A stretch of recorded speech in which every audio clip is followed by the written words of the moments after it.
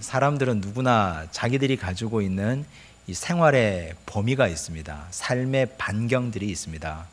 내 반경, 내 영역, 내가 오랜 시간 동안 형성해온 습관, 그리고 내 일, 직업에 의해서 규정된 이 범위들이 있게 마련입니다.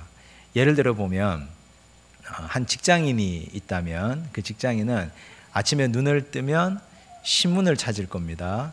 신문을 보고 하루를 시작하고, 그리고 나서 아침 식사를 하고 출근을 하겠죠. 출근해서 일터에서 하루 종일 일하고 나면 그 다음에 이제 집에 돌아옵니다. 이 집에 돌아와서 그 다음에 또 식구들과 함께 저녁 식사를 하고 가볍게 운동을 하고, 그리고는 담소를 나누고 TV를 시청하다가 잠들겠죠. 일상입니다. 누가 보더라도 아주 소박하고 또 당연한 일상들입니다. 그런데 그런 생활의 반경과 일상 가운데 갑자기 누군가가 쑥 들어와서 그 일상이 깨어진다면 그건 평소에 내 일상을 지키려고 하는 본능이 생기게 됩니다. 그래서 불편하죠. 갑자기 누군가가 우리 집에 들어와서 한 3일간 묵고 가겠다.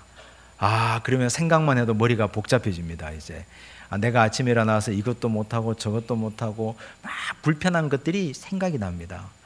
그래서 일상은 평소에 내가 지켜가고 있을 때는 잘 모르는데 뭔가 들어오게 되면 깨어짐의 일상을 경험하면 불편함이 생깁니다.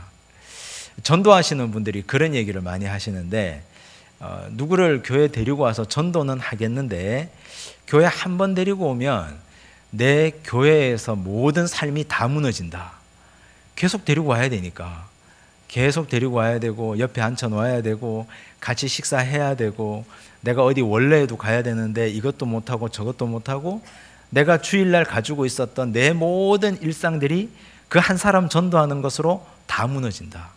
그래서 불편하다, 이런 호소를 하는 분들을 제가 여러 번 만나봤습니다.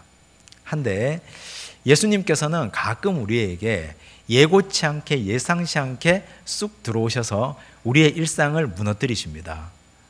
근데 그 일상을 무너뜨리는 예수님의 음성을 따라서 한 걸음 한 걸음 가보다 보면 그 안에 우리가 생각하지도 못했던 많은 보화가 그 안에 있습니다. 우리가 기대하지도 못했던 많은 물고기가 그 속에 있어서 우리 인생을 가득 채우게 됨을 경험하게 될 겁니다. 오늘 이 말씀은 예수님께서 우리 일상에 어떻게 개입하시는지, 예수님께서 우리 일상에 들어오셔서 어떻게 우리를 지도하시고 그 일상의 틀을 깨라고 하시는지 오늘 말씀을 통해서 함께 은혜 받기를 원합니다. 오늘 읽은 말씀의 배경은 게네사렛 호수입니다. 1절 말씀을 보시면 무리가 몰려와서 하나님의 말씀을 들을새 예수는 게네사렛 호숫가에 서서. 게네사렛 호수라고 하니까 뭐 좀 특별한 곳인가 하실 텐데 갈릴리 호수입니다. 성경은 갈릴리 호수를 게네사렛 호수라고 얘기하기도 하고 디베랴 바다라고 얘기하기도 합니다. 근데 호수하고 바다는 다르잖아요. 근데 왜 호수를 바다라고 하느냐? 이 호수가 굉장히 커서 그 호수에서 광풍이 일어나기도 합니다. 굉장히 커서 바다처럼 보이고 마치 바다처럼 폭풍이 일어나고 광풍이 일어나서 그 배가 뒤집어질 것 같은 위험에 처하기도 하기 때문에 여기를 사람들은 바다로 부르기로 했습니다. 어쨌든 갈릴리 호수, 게네사렛 호수, 또 디베랴 바다는 다 같은 곳입니다. 공간은 여기입니다. 시간은 어디냐? 예수님이 사역하시던 초기였고, 그리고 이른 아침이었습니다.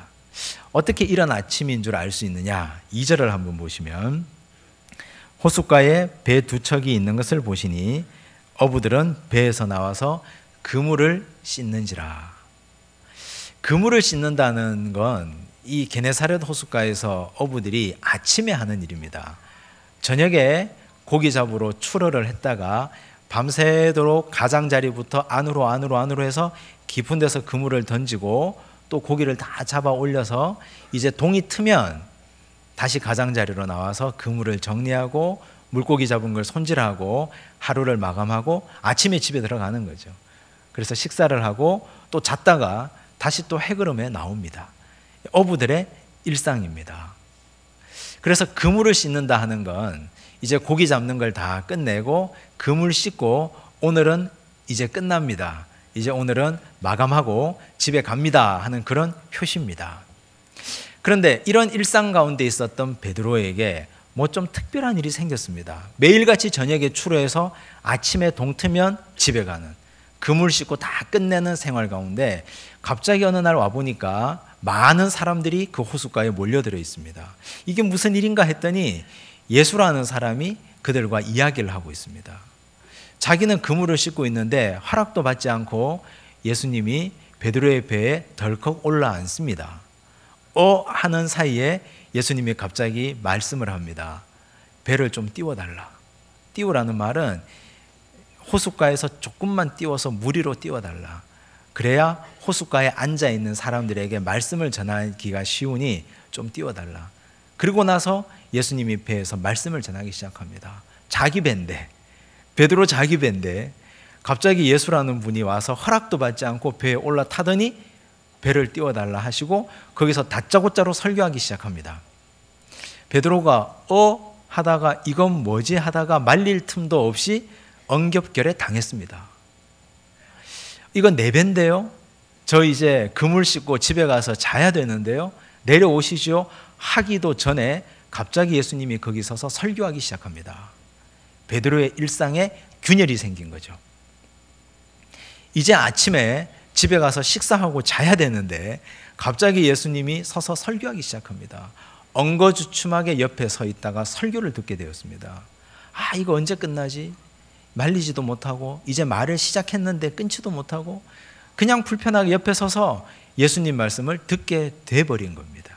들으려고 온 게 아닌데 나는 집에 가려고 왔는데 갑자기 설교를 듣게 됐습니다. 자기 일상에 균열이 생겼습니다. 오늘 이 자리에 우리가 많은 분이 오셔서 예배를 드리시는데 모태신앙으로 예배 드리는 게 관습화되어 있고 내 몸에 배어 있는 분들은 주일날 이렇게 오는 것이 아무렇지도 않습니다. 하나 나중에 믿거나 이제 처음 믿어서 주일날 이렇게 이 자리에 앉아 있는 건 간혹 그런 생각이 들 때도 있을 겁니다. 내가 지금 뭐 하는 거지?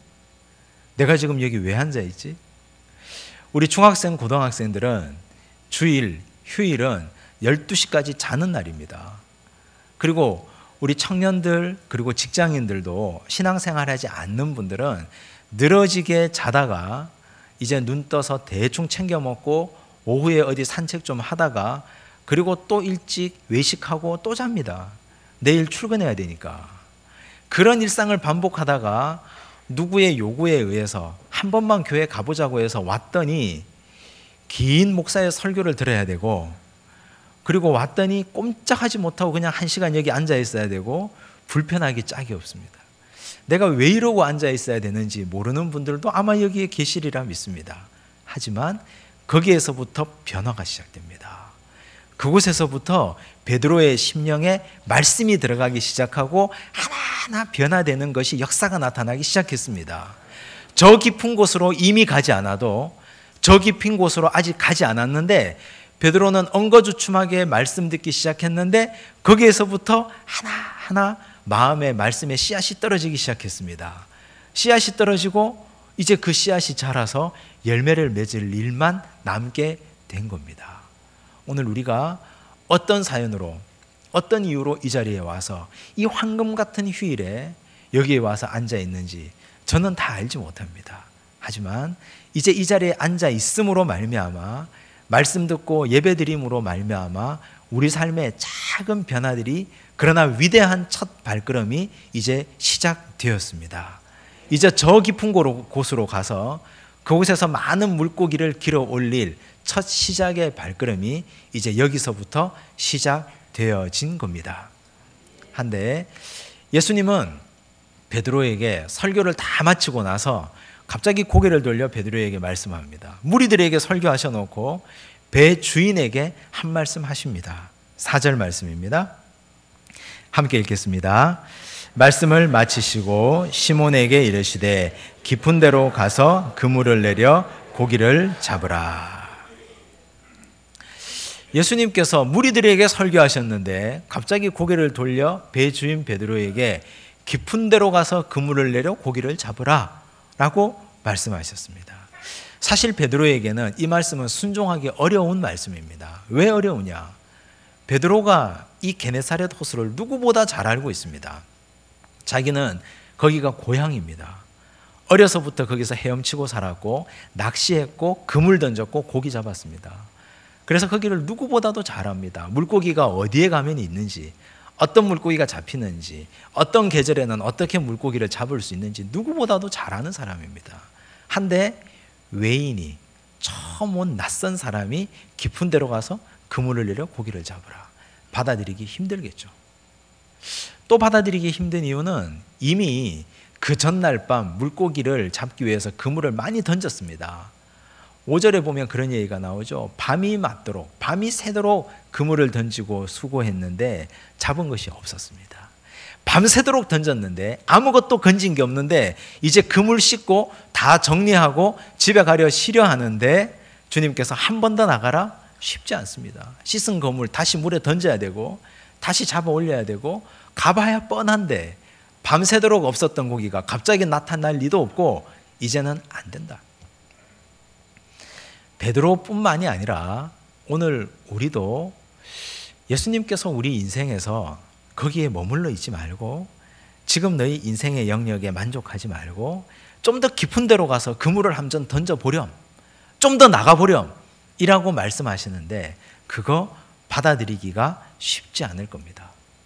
여러 가지 이유가 있겠지만 한 두 가지 정도로 생각해 보면, 첫 번째는 우리는 우리 생활의 반경, 내가 살아가고 있는 이 반경에 안정감에 머무르고 싶은 경향이 큽니다.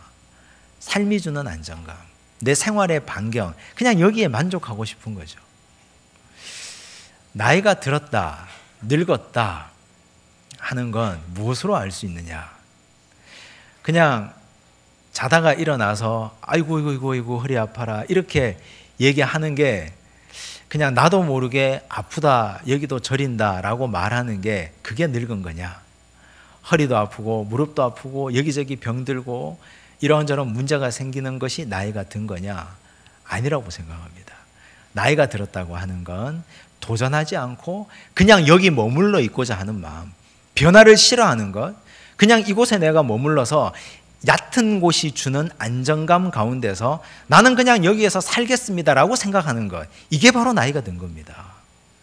20대 청년이라 하더라도 훨씬 더 늙은이처럼 살아가는 자들이 있고 80 노인이라 하더라도 매일같이 자신을 깨고 한 걸음 한 걸음 저 깊은 곳으로 나가는 사람들이 있습니다.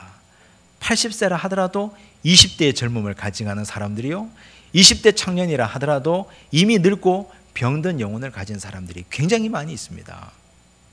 우리 가운데는 더 깊은 곳으로 주께서 초대하시는데 주님 됐습니다. 자기 한계를 스스로 규정짓는 사람들이 많이 있습니다.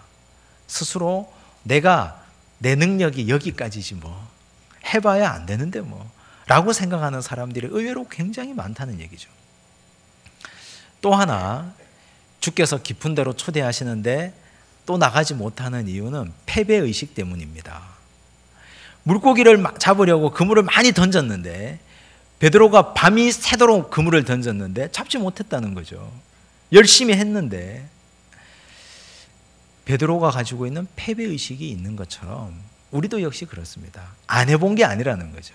한 번도 해보고 두 번도 해보고 여러 번 노력해봤는데 내가 여기 머물러 있고자 한 게 아니고 최선 다해서 시도해봤는데 안 되더라는 겁니다.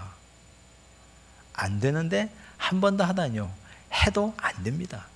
다 해봤는데 안 됩니다. 가장 답답할 때가 이럴 때죠. 뭐 좀 하자고 하면 그거 해봤는데요. 그거 해봤는데 안 됩니다. 되는 줄 아십니까? 해보십시오. 안 됩니다. 제가 해봤는데 안 되니까 제 한계는 여기까지입니다. 건들지 마십시오. 우리가 한 걸음도 나가지 못하고 계속 여기에 머물러 있을 수밖에 없는 이유는 바로 지난날의 패배의식이 내 마음속에 깊이 자리 잡아서 그 패배감이 성을 쌓고 집을 지었기 때문입니다. 그래서 한 걸음도 나가지 못하게 되었습니다. 그런 베드로에게 우리 주께서 말씀하실 때 베드로가 무엇이라고 대답합니까? 5절 말씀입니다. 함께 읽을까요? 시몬이 대답하여 이르되 선생님 우리들이 밤이 새도록 수고하였으되 잡은 것이 없지만은 말씀에 의지하여 내가 그물을 내리리이다 하고, 밤이 새도록 수고하였으되 잡은 것이 없습니다. 그래서 저는 집에 가겠습니다. 라고 하지 않았습니다. 베드로가 한 건 말씀에 의지하여 라는 말이 굉장히 중요합니다. 왜 중요하냐? 베드로가 엉거주춤한 채로 말씀을 들었지만 내가 무리들처럼 예수님 따라와서 말씀 듣겠다고 결단하고 들은 것도 아닌데 그냥 갑자기 예수님이 내배에 올라타셔서 말씀 전해서 할 수 없이 들었지만 그러나 그 말씀을 들으면서 베드로 마음에 뜨거움이 생겼습니다. 우연히 그냥 들은 말씀이지만 베드로 입장에서는 우연이지만 주님 입장에서는 우연이 아니라 필연이었던 거죠. 그래서 베드로는 그 말씀 들으면서 저항할 수 없는 권위를 느꼈습니다. 그리고 깊은 데로 가서 그물을 던져라 하시는 그 주님의 말씀에 내가 가야 되겠구나, 내가 안 가고 안 되겠구나, 내가 가서 그물을 던져야 되겠구나라고 결단하고 결심했던 거죠. 오늘 이 자리에 나온 우리는 어떤 패배감이 있습니까?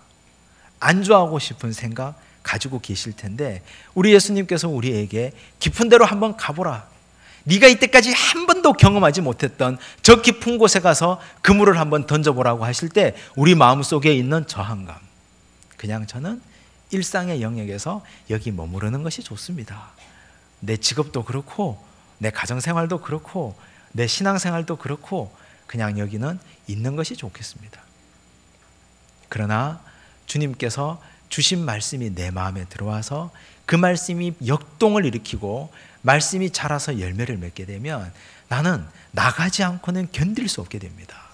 변화하지 않고는 견딜 수 없게 됩니다. 하나님이 나에게 가라고 하시는구나, 저 깊은 곳에 무언가 있으니 가라고 하실 테니 내가 한번 가보아야 하겠다 하는 마음이 내 마음속에 용솟음치게 되어 있습니다.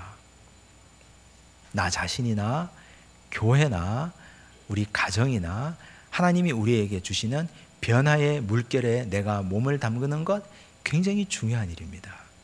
깊은 데로 가라고 하시는데 지금까지의 안 되었던 것, 패배감 다 잊어버리시기를 바랍니다. 지금까지 내가 해보아서 안 되는 것 주께서 말씀하시면 한 번 더 가라 하시면 한 번 더 도전하면 반드시 될 줄로 믿습니다. 지금까지 내가 여기 머물러 있었던, 그냥 여기가 좋다고 생각했던 건 사실은 생각해보면 비겁한 변명에 지나지 않았습니다. 가만히 보면 내 스스로 내 한계를 규정짓고 살았던 것에 지나지 않았는데 주께서 말씀하시매 그걸 붙들고 한번 가보면 내 한계가 믿음으로 깨어지는 걸 보게 되리라 확신합니다. 우리가 잘 아는 바바리 코트, 바바리라고 하죠. 근데 이 바바리 코트를 만든 버버리사는 1856년에 세워졌습니다. 아주 오래된 회사죠. 1856년에 그 회사가 세워지고 나서 나날이 성장 가도만 달려왔습니다. 온 세계 사람들이 바바리 코트를 입고 싶어 할 만큼 그렇게 그 회사가 성장하고 계속 자라왔습니다. 한데 그렇게 잘 나가던 회사가 1990년대부터 조금씩 내리막길을 걷기 시작합니다. 매출이 조금씩 떨어지다가 급기야 2004년, 2005년은 전년 대비 약 30% 이상의 또 손실이 생겼습니다. 전년 대비 30% 이상의 손실이 2년 이상 발생했다. 비상이죠. 주주총회가 열리고 이사회가 모였습니다. 그러고 나서 결정했습니다. 그 당시 47의 아주 젊은 여성을 CEO로 영입하기로 결정했습니다. 안젤라 아렌츠라는 47의 여성을 그 당시 CEO로 영입하기로 결정한 겁니다. 획기적인 일입니다. 그리고 나서 그 여성에게 정권을 줬습니다. 이제 우리는 더 떨어질 데도 없으니 당신 원하는 대로 마음대로 한번 해보십시오. 아렌츠는 와서 가장 먼저 한 일이 디자이너들을 면담했습니다. 그리고 나서 능력 있는 크리스토퍼 베일리라는 한 청년 디자이너를 발굴했습니다. 그 당시 크리스토퍼 베일리의 나이는 30입니다. 결혼 안 한 청년입니다. 근데 이 청년은 5년 전에 버버리에 입사해서 5년 동안 계속해서 주창한 것이 있었는데 버버리의 전통의 문양 체크 무늬를 깨야 된다. 체크 무늬를 혁파하지 않으면 혁신은 없다. 아무도 그의 말을 귀담아 듣지 않았습니다. 버버리 하면 체크 무늬, 격자 무늬인데 이걸 깨다니. 우리가 150년 동안 지켜온 이 역사인데, 이 전통인데 이걸 깨다니 말이 되느냐? 그걸 다 비난했습니다. 하지만 아렌츠는 크리스토퍼 베일리를 수석 디자이너로 추대했습니다. 30살의 청년을, 혁신이죠. 그리고 나서 크리스토퍼 베일리가 런칭한 첫 작품이 버버리 프로썸입니다. 프로썸, 이태리어로 전진이라는 뜻입니다. 이제 우리는 뒤에 머물러 있지 않고 전진하고 앞서 나가겠다, 달려나가겠다. 그 의미로 프로썸, 전진을 런칭했는데 대성공이었습니다. 버버리인 줄 사람들이 알지 못합니다. 격자 무늬, 체크 무늬가 사라졌습니다. 대신 가슴에 기사 문양만 작게 그려 넣었습니다. 그리고 나서 지금까지 2006년부터 혁신의 혁신을 거듭해서 지금 버버리는 새롭게 혁신되었습니다. 그러나 안젤라 아렌츠는 거기에 머무르지 않고 2014년에 회사를 옮깁니다. CEO를 사임하고 다른 회사로 떠나갑니다. 애플로 떠나갔습니다. 애플의 CEO로 간 것이 아니라 부사장으로 갔습니다. 그것도 소매 담당 부사장으로. 떠나면서 하면서 남긴 말, 나는 버버리에 와서 이룬 성공을 내 자신만의 성공으로 담고 영원히 머무르지 않겠다. 새로운 전진을 위해서 다시 나아간다. 한 걸음 한 걸음 또 나아가는 것이 내 인생의 새로운 의미이다. 그리고 그녀는 떠나갔습니다. 세상 사람들이 먹고 살기 위해서 하는 일에도 한 걸음 한 걸음 혁신하고 나아가고 도전하는 일이 오늘 이 세상입니다. 사람들이 먹고 살려고 하는 일에도, 결국 따지고 보면 먹고 살려고 하는 일인데도 사람들은 머물러 있지 않고 또 혁신하고 또 개혁하고 더 깊은 데로 더 깊은 데로 전진하고 또 들어가려고 합니다. 하나 우리는 영적인 사람들입니다. 우리는 신앙인들이고 영적인 영역에서 천국 가는 순례자들인데 우리가 어찌 머물러 있어야 되겠습니까? 내가 20년 전 성경 한독, 일독한 이 성경 한 번 읽은 것 가지고 평생을 우려먹고 어떻게 살겠습니까? 내가 평생 하나님 앞에 일주일에 한 번 예배드리고 그 모습으로 우리가 어떻게 살겠습니까? 우리 교회가 내년에 60년인데 60년의 전통을 자랑하고 과거에 머물러 있어서 어떻게 혁신되겠습니까? 우리는 매일매일 깨트리고 매일매일 하나님께서 원하시는 더 깊은 자리로 더 깊은 자리로 주님의 초대에 응답하고 걸어가고 나아가야 될 줄로 믿습니다. 혁신과 변혁 그리고 깊은 곳이라고 하면 거창한 것이 아닙니다. 우리가 당장 오늘부터 실천할 수 있습니다. 일주일에 주일만 와서 예배 한 번 드리는 분이 있다면 일주일에 한 번 더 교회 오기 운동을 한번 해보십시오. 내가 수요일 날 예배 한번 와보겠다. 금요일 날 와서 금요 심야 예배라는 게 있는데 내가 한번 해보겠다. 아니면 내가 일주일에 한 번 내가 새벽 기도는 한번 와보겠다. 이것도 저것도 못하겠다고 하면 그래도 일주일에 한 번 교회 마당이라도 더 밟고 가겠다. 그게 내 인생의 한 걸음 더 깊은 곳으로 걸어가는 발걸음인 줄로 믿습니다. 내가 일주일에 하루에 3번씩 해서 나는 식사 기도만 하는 사람이 있다면 그럼 나 이제 하루에 1분씩 교회를 위해서 기도라도 한번 해보겠다. 교회 주보를 보고 이런 일이 있는데 이런 일을 두고 내가 기도해보겠다. 그게 내 인생의 영적인 한 걸음을 내딛는 발걸음입니다. 나는 교회만 왔다가 예배만 드리고 돌아가는 성도였는데 이제 내가 내 인생의 깊은 곳으로 가기 위해서 봉사를 하나 해봐야 되겠다. 봉사라고 하니 나는 찬양의 재능도 없고 나는 학생들을 가르칠 능력도 없는데 뭘 할까 생각하니 내가 와서 분리수거라도 한번 해야 되겠다. 이런저런 찾아보면 영적인 더 깊은 데로 갈 수 있는 것이 얼마나 많은지 모릅니다. 더 깊은 곳으로 걸어가면 그곳에 내가 기대하지도 않았던, 내가 전혀 몰랐던 하나님이 준비하신 많은 물고기가 우리의 인생을 기다리고 있습니다. 텅 빈 내 인생, 공허하다고 언제나 외쳤고 내 인생은 왜 이렇게 공허한지, 내 인생은 왜 이렇게 채워지지 않는지, 내 인생은 왜 이렇게 목마른지라고 외쳤던 내 인생이 하나님께서 주신 그 깊은 곳의 물고기로 가득 찬 만선의 기쁨을 누리게 되리라 믿습니다.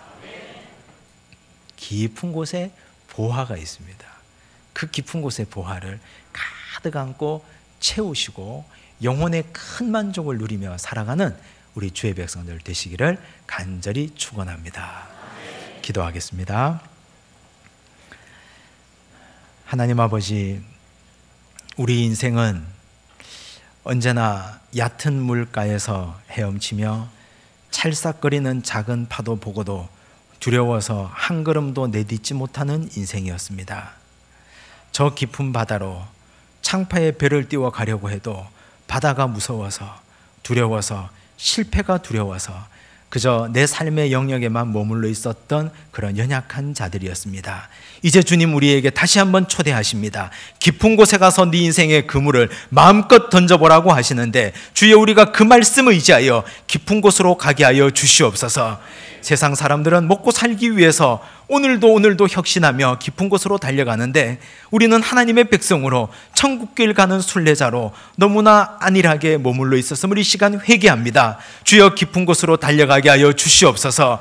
믿음의 깊은 곳으로 기도하게 하여 주시고, 말씀 보게 하여 주시고, 봉사하게 하여 주시고, 섬기게 하여 주시옵소서. 그래야 그 깊은 곳에 준비되어 있는 우리 인생의 많은 보화를 얻게 하여 주시고, 만선의 기쁨을 가득 안고 하나님께 크게 영광 돌리는 우리 모든 주의 백성들 되게 하여 주시옵소서. 모든 말씀 예수님 이름으로 기도드리옵나이다. 아멘.